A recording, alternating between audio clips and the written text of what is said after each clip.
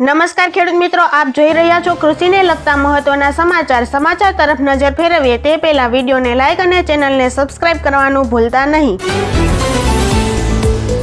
ગુજરાતમાં ચોમાસું 4 દિવસ વહેલું પ્રવેશ્યું છે ત્યારે હવામાન નિષ્ણાત પરેશભાઈ ગોસ્વામીએ આગાહી કરી છે।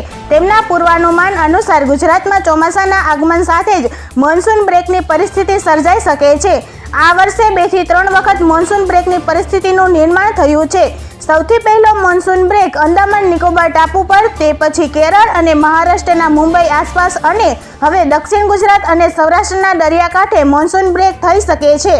13 તારીખથી ચોમાસું નિષ્ક્રિય થઈ જાય તેવી શક્યતાઓ અત્યારે દેખાઈ રહી છે।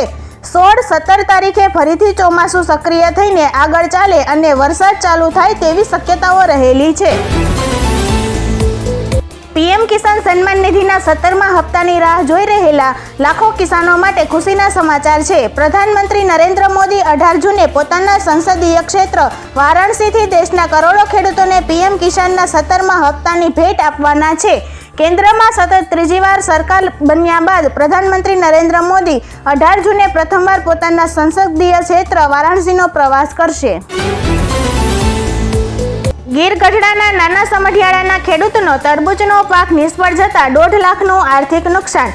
વિગતવાર વાત કરીએ તો ગીર ગઢડા તાલુકાના નાના સમઢિયાળા ગામના નાના ખેડૂત ભીમભાઈ જાદવે 1.5 મહિના પહેલા સેમિનોજ કંપનીનું તરબૂચનું બિયારણ વાવેતર કર્યું હતું, પણ સદંતર વાવેતર નિષ્ફળ જતા ખેડૂતના 1.5 લાખથી વધુ રકમ અને મહેનત મજૂરી માથે પડતા નુકસાની વેઠવાનો વારો આવતા આ બાબતે કંપનીના જવાબદાર લોકોને પોતાના તરબૂચનો પાક નિષ્ફળ ગયાની જાણ કરતા કંપનીએ પણ હાથ ઊંચા કરી દીધા હતા અને ખેડૂતને ઉડાવ જવાબ આપતા ખેડૂતની હાલત દયાજનક બની ગયેલ છે।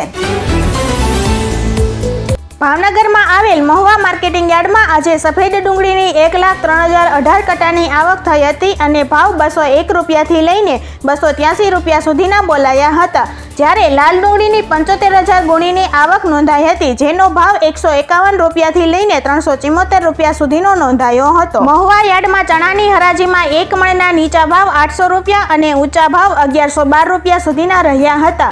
સફેદ તલના ભાવ 2400 રૂપિયાથી લઈને 2935 રૂપિયા સુધીના નોંધાયા હતા। આજે સોના અને ચાંદીના ભાવે તમામ રેકોર્ડ તોડ્યા છે, તો આ તરફ ચાંદીના ભાવમાં પણ 1000 રૂપિયા પ્રતિ કિલોનો વધારો થયો છે। જો કે સોનાના ભાવ આજે સ્થિર રહ્યા છે। અમદાવાદની વાત કરીએ તો ગઈકાલે 24 કેરેટ સોનું 10 ગ્રામ દીઠ 74,000 રૂપિયા પર સ્થિર રહ્યું હતું, તો 22 કેરેટ સોનું 73,800 રૂપિયા પ્રતિ 10 ગ્રામ પર પહોંચ્યું છે। આ તરફ ચાંદી 1000 રૂપિયા વધીને 91,000 રૂપિયા પ્રતિ કિલોના સ્તરે પહોંચી ગયું છે। આભાર ખેડૂત મિત્રો, જય જવાન જય કિસાન।